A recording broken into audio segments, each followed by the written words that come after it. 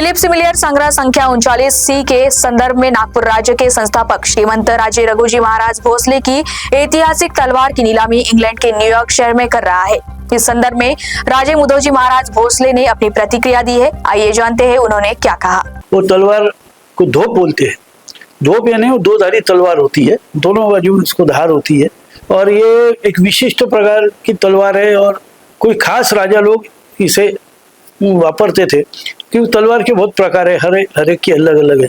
और ये तलवार जो उन्होंने ये तलवार को वापरा है वो विशिष्ट शैली की है और ये तलवार दक्षिण दिग्विजय यानी हम बोलते हैं कि कलकत्ता वगैरह वहाँ पे ये तलवार जब उधर विजय हुआ बहुत बड़ा, वो उसके एक प्रतीक करके वो तलवार है और इसीलिए उसे खजाने में उसे हिफाजत से रखा गया है याददाश्त के तौर पे।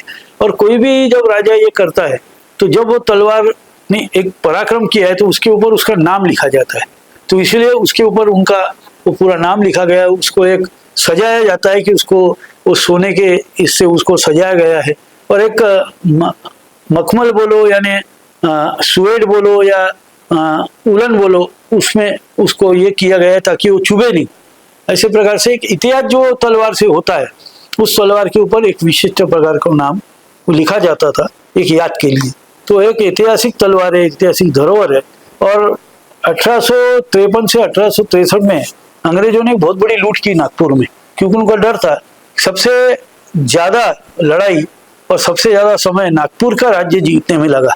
बाकी राजाओं के साथ इतना लड़े नहीं तो उनकी नुकसान भी बहुत हुई थी कि हर ठिकान से जीत के आने के बाद एक राज्य उनको अगर 6 महीने झुला रहा है तो उनके लिए एक बहुत नुकसान की बात थी और उनके लिए एक क्या बोलते हैं हम शर्म की बात थी कि इतने बड़े राजाओं को हरा के आने के बाद एक नागपुर के राजा उनको ये कर रहे।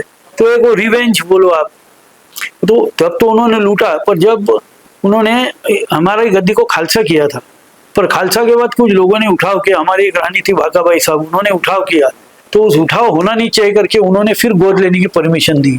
तो बेटी के बेटे को गोद लिया गया और वो लेने के बाद वो जैसे इस पे आ गए तो उनको ऐसा लगा कि ये शस्त्रों के द्वारा या इसके द्वारा ये इतने लड़वे लोग हैं कि ये फिर से कुछ न कुछ अपने पे अटैक करेंगे। तो इसलिए उन्होंने वो बहुत बड़ी लूट की। उस लूट में जितने हीरे जवाहरात जो भी खजाना हो तो ले गए, पर उसके साथ ये शस्त्र भी गए हैं क्योंकि इसको एक याद के रूप में रखा गया था। ये भी हो सकता है। एक कारण तो ऐसा हमें लग रहा है कि वहाँ के कुछ अधिकारी कुछ चीजें छुपा लेते थे, चुरा लेते थे। उसमें से भी एक इस प्रकार का हुआ है। वो लेके गया और फिर उसके ग्रैंडसन वगैरह ने उसको और किसी को बेचा और घूमते घूमती वो उस म्यूजियम में आई। वो म्यूजियम जो जब से बना है उसका रिकॉर्ड ये कि इस प्रकार से सब एंटीक चीजें ये रखती है, ऐतिहासिक चीजें, और इसका ऑक्शन करती है।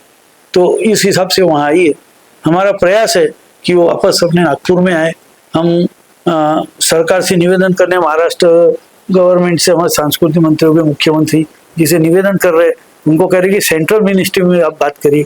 हम भी पंतप्रधान जी से और शाह साहब से हम भी निवेदन भी हमारा मेल के थ्रू जा ही रहा है और हमारी रिक्वेस्ट है कि ये बीट अगर वो बोले तो ऑक्शन रुक के ये बीट अगर हमारी इंडिया एम्बेसी की ओर से फोर्स हो जाए तो जो उन्होंने रेट कोट किया है इंडियन करेंसी में 7,99,000 कुछ भी उसका वो रेट कोट हुआ है, वो रेट में अगर मिलता है और वो सरकार से निवेदन कि हमारी धरोहर हमको आती है तो हम वो उनको रेट देने को तैयार है। पर उसके बाद भी अगर नहीं हो पाया तो वहाँ जो बेट है वो हमारे एक मित्र है, उनके भांजे वहाँ पे सेटल्ड है, उनके थ्रू हमने वो बीट में उनको सहभागी उन्होंने किया है और हमारी तरफ से वो बीट में वो ये लेंगे। प्रयास है 99% वो अपने पास है। अब देखते आगे वो कहाँ तक कितना होता है।